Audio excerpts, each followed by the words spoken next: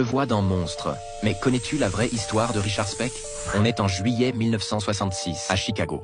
8 jeunes infirmières philippines partagent un petit appartement. Ce soir-là, il fait chaud, elles discutent, certaines dorment déjà. Quand un homme entre par la porte arrière, armé d'un simple couteau.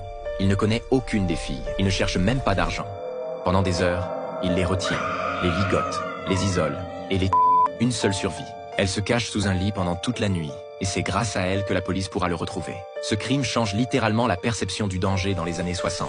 Mais finalement, qui est-il? À ce moment-là, Richard a 25 ans, est ancien marin, alcoolique et violent. Il était déjà connu des services de police comme un type violent, instable et imprévisible, avec un long passif criminel.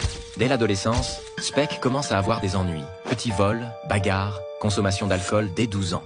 À 17 ans, il est déjà arrêté pour introduction par effraction et falsification de chèques. Dans les années suivantes, il accumule plus d'une dizaine d'arrestations. Cambriolage, voies de fait, possession d'armes, agression, ivresse sur la voie publique.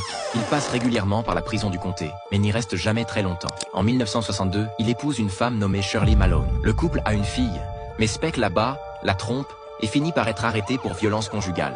Début 1966, il poignarde un homme lors d'une bagarre et s'enfuit pour éviter la police. Il quitte alors l'État du Texas pour aller à Chicago.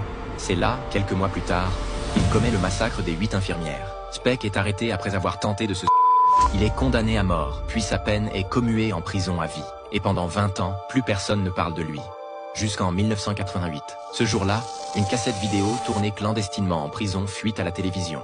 On y voit Speck, vieillissant mais presque méconnaissable. Il a une poitrine féminisée, résultat probable d'un traitement hormonal, des œstrogènes qu'il aurait obtenus en échange de ou de faveurs sexuelles. Il est maquillé, drogué et il rit. Il raconte ses meurtres, sans aucun remords. Cette vidéo choque l'Amérique.